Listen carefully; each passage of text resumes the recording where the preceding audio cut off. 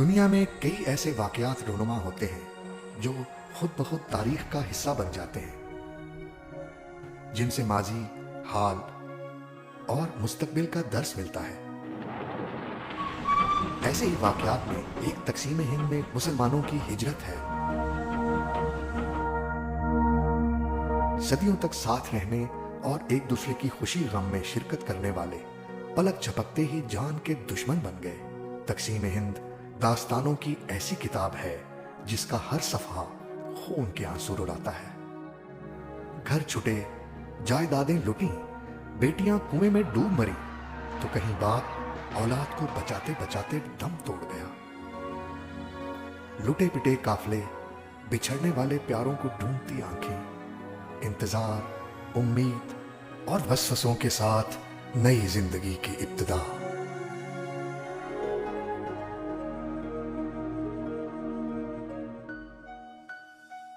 मेरा नाम जाहिद हुसैन इंजम है।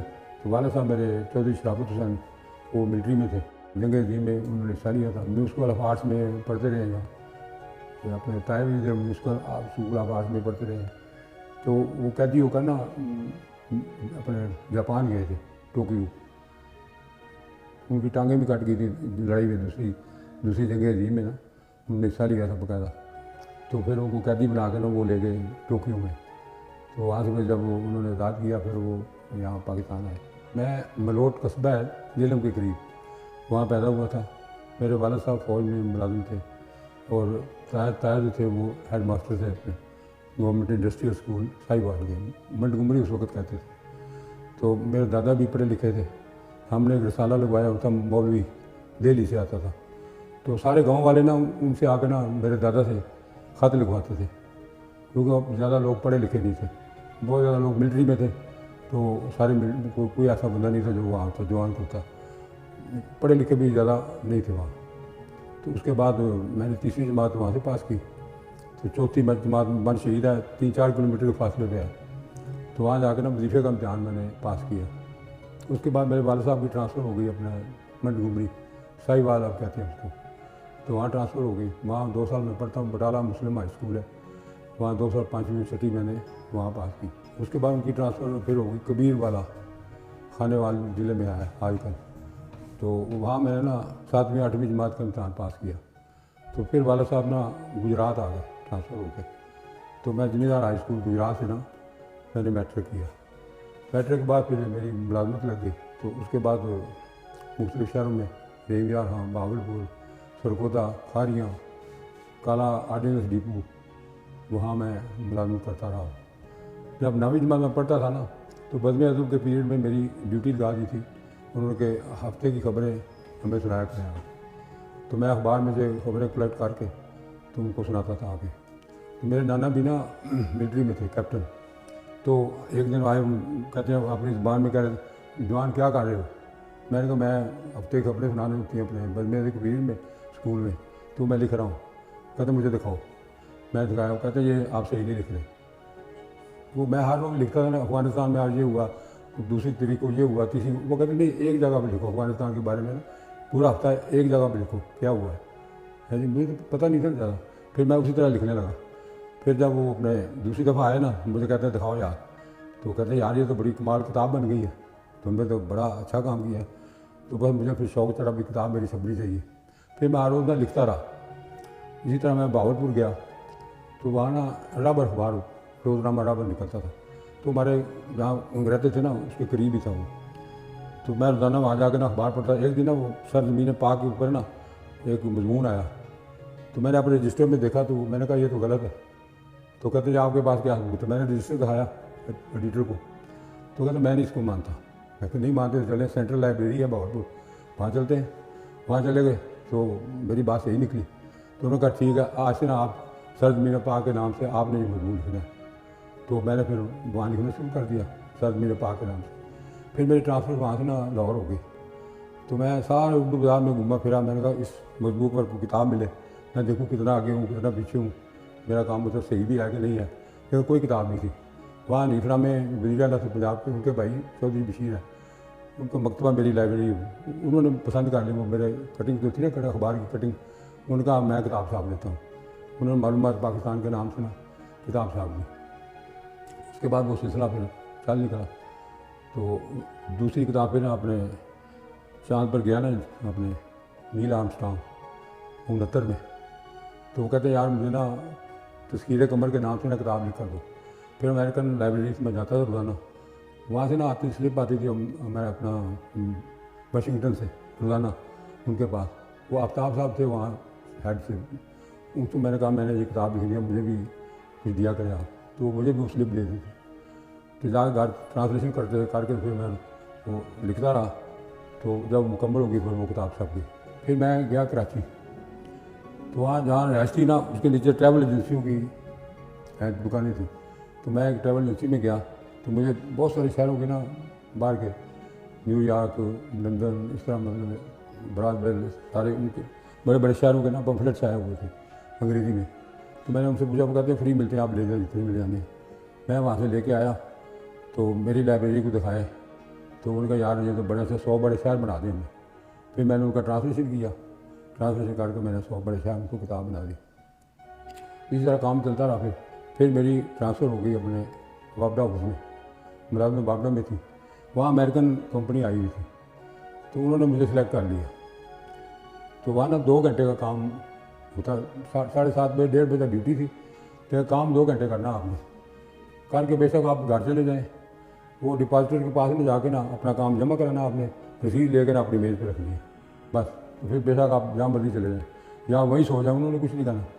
तो एक दिन मैं फारिग बैठा हुआ था, तो मुझे कहता है why you are sitting idle. मैंने कहा you have no official work.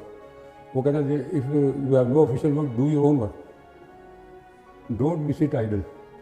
Sitting idle is a satanic work, यानी शैतानी काम है। मैंने कहा ठीक है।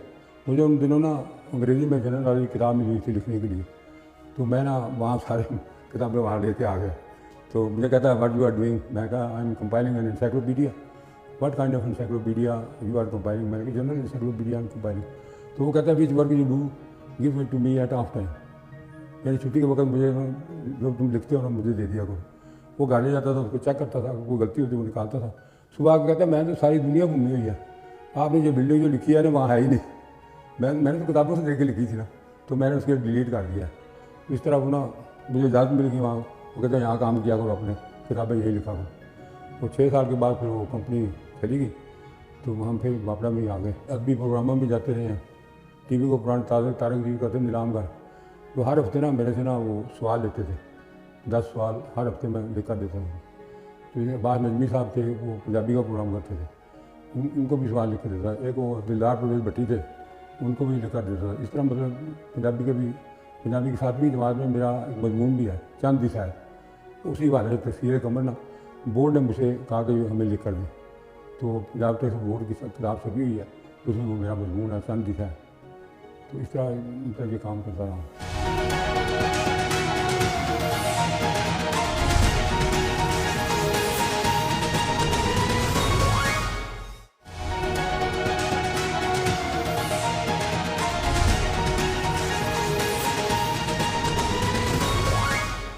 जब हम गुजरात आए ना, तो वहाँ लड़के ना नारे लगाते थे, बट के रहेगा हिंदुस्तान, बन के रहेगा पाकिस्तान, पाकिस्तान जिंदाबाद। हमें पता नहीं था कि हिंदुस्तान क्या है, पाकिस्तान क्या है। सही बात है, बिल्कुल उस वक्त नहीं पता था, लेकिन हम नारे जरूर लगाते थे।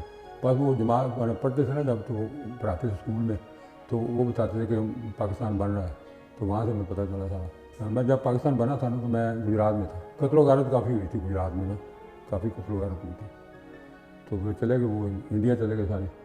तो वहाँ से भी लोग आए यहाँ अपने गुजरात में, उनके रिलेटिव वगैरह जो पहले रहते थे उनके पास है। कुछ गाँव में चले गए। बाद वो कहते कि बड़ा जुल्म सितम करते थे, गाय को ज़िबा नहीं करने देते थे, उसको गौ माता कहते थे, यानी देवता मानते थे उसको, ज़िबा नहीं करने, मारते थे, हम कत्ल कर देते थे। इस रास्ते तक हो जाते थे। तो गाड़ियाँ आती थी वहाँ से, तो रास्ते में वो कत्ल भी कर देते थे। सिख जो थे ना रास्ते में, अपने अमृतसर वगैरह में, वहाँ वो गाड़ियाँ आगे रुकती थी स्टॉप पर स्टेशन पे, तो वो कत्ल भी करते थे लोगों को। बहुत मुश्किल से लोग ना बेचारे बच के आए इनमें, काफ़ी लोग मतलब कत्ल हुए। जो लोग वहाँ से आए थे ना, उनके रिलेटिव भी गुजरात में ही थे, तो उन्होंने भी उनकी मदद की। फिर गवर्नमेंट ने कोई मदद की। फिर इस तरह एड भी आती थी बाहर के मुल्कों से, तो फिर आबाद हो गए वो सारे। जोश जज्बा था कि हमें अपना अलग मुल्क मिल गया है, हम आज़ाद हो गए हैं, हाँ जी, हम मतलब हर की इबादत अपनी आज़ादी से कर सकते हैं, तो हमें उनसे कोई खतरा अब नहीं रहा कोई भी। जेल से वापस इस तरह गए थे, वहाँ से गाड़ियाँ आई थी मिलिट्री की, इंडिया की मिलिट्री गाड़ियाँ आई थी, वो उनको लेकर गए थे। हमारे गांव में कोई कतरा वगैरह नहीं हुआ, क्योंकि आपस में वो भाई बहनों की तरह रहते थे, मिलजुल कर रहते थे, दुख सुख में शरीक होते थे, तो इसलिए ऐसी कोई बात नहीं वहाँ नहीं हुई। जेल में जाकर उन्होंने हमारा उनको कत्ल किया हुआ है। मोहम्मद बिन कासिम 712 ईस्वी में सिंध आए थे दीबल के रास्ते, तो वहाँ उन्होंने सिंध फतह किया पहले, फिर उसके बाद वो फतह करते करते मुल्तान आ गए। मुल्तान तक आए तो उन्होंने फिर वापस जहाज में यूसुफ ने ना उनको वापस बुला लिया, वो चले गए। लेकिन उनका उसने सलूक इतना अच्छा था, उन्होंने ऐसी अच्छी हुकूमत की थी वहाँ कि लाखों की तादाद में लोग मुसलमान हो गए थे। तो उसके बाद सर सैयद अहमद ख़ान ने अपना नज़रिया 1867 में पेश किया बनारस में, बनारस का मुकाम था वहाँ। तो वहाँ उन्होंने कहा कि हम दो कौमें यहाँ रहती हैं। पहले वो हिंदू कहते नहीं हम एक ही हैं, उन्होंने साबित किया नहीं हमारी हर चीज़ अलग अलग है, इसलिए हमें अलग बदलना चाहिए। ये दो कौमी नज़रिए उन्होंने पेश किया। उसके बाद फिर वो पंडित मोतीलाल नेहरू, जवाहरलाल नेहरू के बाप थे, तो उन्होंने अपने नेहरू रिपोर्ट पेश की, उसमें यही कहा कि मखलूत इंतखाबात होने चाहिए, जुदा गाना नहीं होना चाहिए, यानी मुसलमानों के इलाके सीट नहीं होनी चाहिए। तो कायदा हम नहीं माने, तो वो उन्होंने अपने 14 मुकात दिए, तो उसमें भी उन्होंने यही कहा था हमारा अलहदा वतन होना चाहिए, क्योंकि हम उनसे बिल्कुल अलग हैं और हमारे इंतखाबात भी जुदा गाने होने चाहिए। फिर वो मरकज़ की असम्बली की सीटें 30 की 30 उन्होंने जीत ली थी मुसलमानों ने। उसके बाद फिर वो अल्लामा इकबाल ने खुतबा अलाहाबाद पेश किया, तो वो कह रहे थे कि मेरी आंखें देख रही हैं कि शुमाल मगरबी हिंदुस्तान जो है ना उसको मैं आज़ाद देख रहा हूँ, वहाँ हमारे मुसलमान रह रहे हैं और जल्दी इंशाल्लाह ये हो जाएगा मसला। और दो कौमी नज़रिए उन्होंने ख्वाब अपना पूरा किया वहाँ। उसके बाद कायदा फिर उन्होंने अपने करारदाद पाकिस्तान 1940 में पेश हुई, उसमें भी ये चीज़ें पेश हुई थी कि दो कौमी नज़रिए के ऊपर ही अपना पाकिस्तान बनना चाहिए। तो उन्होंने साबित भी किया, अंग्रेज़ों को भी बताया कायदा आज़म ने और हिंदुओं को भी, फिर उनको मानना पड़ा कि वाकई ये अलग अलग कौमें हैं, तो फिर वो पाकिस्तान बन गया। कायदा आज़म की शख्सियत जो है कि वो बड़े ईमानदार आदमी थे और सच्ची बात करते थे, और उनको काम से बड़ा लगा था। वो कहते थे बस काम और काम, बस काम काम, वो कहते हैं काम करो, मेहनत करो। तो उनके ऊपर मैंने किताब भी लिखी हुई है, एनसाइक्लोपीडिया कायदे आज़म, इतनी मोटी किताब है। तो क्विज बुक भी एक है कायदे आज़म पे, इस तरह काफ़ी मतलब चीज़ें उनके बारे में मैंने लिखी हुई है। मुसलमान इसी तरह होते जिस तरह इंडिया में मुसलमान रह रहे हैं, उसी तरह उनका यही हाल होता, उनके साथ भी यही कत्ल गारत होती है, जिस तरह लूटते मारते उनको, इस तरह से रहने न देते उनको, यही हाल उनका होता। मजहबी आज़ादी उनको बिल्कुल न मिलती, अपने तौर पर मतलब इबादत ना कर सकते थे वो, और अपने जो गाय को ज़िबा नहीं कर सकते थे। इस तरह मतलब जो मजहबी रसूमात थी ना मुसलमानों की, वो अदा नहीं कर सकते थे वहाँ। तो ये काफ़ी ज़्यादा जुल्म है ना कि आप उनको जिंदा न रहने दें, कत्ल व गारत करते हैं। मुसलमान बड़े खुश थे कि अब हम अपने तौर पे एक तो इबादत कर सकेंगे, दूसरा हमें अपना मुल्क मिल गया है, हम आज़ादी से यहाँ रह सकेंगे और अपना काम काज बिल्कुल आज़ादी से कर सकेंगे। बड़े अच्छे इंसान थे चौधरी जोगलाई। दूसरी बात यह है कि जब वो कोई अपनी शादी की बच्चों की तकरीब करते थे ना, तो वो सब लोग लाहौर से भी बुलाते थे। तो एक दफ़ा ऐसा उन बेटी की शादी थी, उन्होंने 127 जो नान भाई थे ना लाहौर से मंगवाए थे देगे पकवाने के लिए। तो इतने लोग वहाँ ना उन्होंने शिरकत की, मैं भी वहाँ गया था। वो इंग्लिश के बारे में बताया ना, वो इंग्लिश किताब के बारे में, तो फिर वो छप गई। तो डॉक्टर इमदाद हुसैन थे इंग्लिश के प्रोफेसर, तो इल्मी किताब खाने वालों के ना मौलवी थे वहाँ सरदार मोहम्मद, उनके वो दोस्त थे डॉक्टर इमदाद हुसैन, गवर्नमेंट कॉलेज लाहौर के, बड़े इंग्लिश के माहिर प्रोफेसर थे। उनको उन्होंने किताब दिखाई कि मैंने ये छापनी है किताब, आप इसको देख लें। वो कहते यार मैं क्या देखूँ इसको, आप छाप दें, ये मुझे यहाँ की किताब लगती नहीं है। तो वो अमेरिकन लेके जाता था ना, तो कई चीज़ें वो ऐड करता था अपनी तरफ से, तो जो मैंने नहीं की होती थी या मुझे जो किताबों में उस वक्त नहीं अवेलेबल थी, तो वो खुद ही ऐड कर देता था। तो कहते छाप दे जिस तरह मर्जी किताब छाप दे। फिर उन्होंने किताब छाप दी, तो वो काफ़ी बिकी वो किताब। दिमाग में यही था कि कायद-ए-आज़म के बारे में लोगों को पता चलना चाहिए कि कायद-ए-आज़म ने अपनी ज़िंदगी में क्या किया है, कायद-ए-आज़म ने पाकिस्तान के असूल के लिए कितनी मुश्किलात उठाई हैं। लिंकन हिल में वो जाके पढ़ते रहे हैं। वो 1893 में वो यहाँ आए, तो सीधा ना वो बम्बे चले गए। पहले वो किताबों में लिखा कराची गया ना, कराची नहीं गए वो, बम्बे में 3 साल उन्होंने प्रैक्टिस की। तो फिर यहाँ 96 में यहाँ कराची में आए। तो फिर यही इस तरह उन्होंने अपना वक्त गुजारा। तो मैंने चाहता था कि लोगों को पता चल जाए कि कायद क्या करते रहे हैं सारी ज़िंदगी जो है। तो उन्होंने 1876 में तो पैदा हुए थे, 25 दिसंबर 1876 को। तो फिर वहाँ सिंध मदरसातुल इस्लाम कराची में है, वो कुछ अर्सा वहाँ पढ़ते रहे हैं। उसके बाद फिर वो लंदन चले गए। तो वहाँ उन्होंने ना लंदन में 4 कॉलेज थे लॉ के, तो उन्होंने जाके ना सब मतलब लॉ कॉलेजों का ना दौरा किया, देखा। एक कॉलेज पर लिखा हुआ था कि Mohammed the great from home we taught law.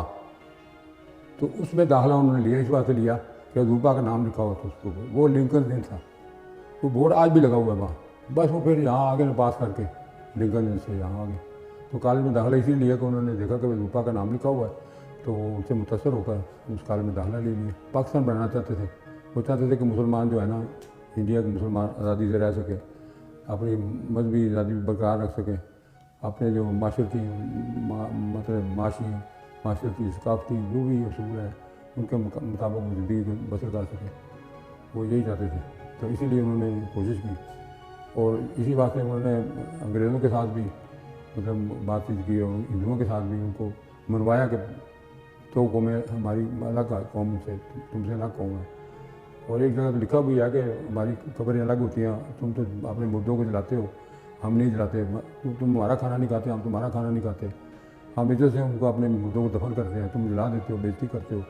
इस तरह की चीज़ें थी। पाकिस्तान बड़ी मुश्किलों से बना है, आसानी से नहीं बना, और उसको कायम रखने के लिए ना हमें मेहनत करनी पड़ेगी, जो आजकल नहीं हो रही और होनी चाहिए। और बच्चे भी ना ज़्यादा पढ़ते भी नहीं हैं, ज़्यादा मुताले नहीं करते, उनको पता ही नहीं है पाकिस्तान है क्या और किस तरह बुज़ुर्गों ने हासिल किया, वो उनको बिल्कुल नहीं पता। तो उनको चाहिए कि अपना मुताला करें। दूसरी बात यह कि उनको बिल्कुल दीन के बारे में बिल्कुल पता नहीं है। अब मैं जहाँ से बाहर निकलता हूँ ना, तो लोग देखते हैं कि हमें सलाम करें, हालांकि वो सलाम दुआ है, वो दुआ लेना नहीं चाहते लोग। तो इसी तरह वो लड़कों का भी यही हाल है, जो पढ़ते हैं स्कूलों में कॉलेजों में, वो सलाम नहीं करते एक दूसरे को। तो उनके लिए यही है कि दीनी मुताला करें, ताकि उनको पता चले कि दीन है क्या।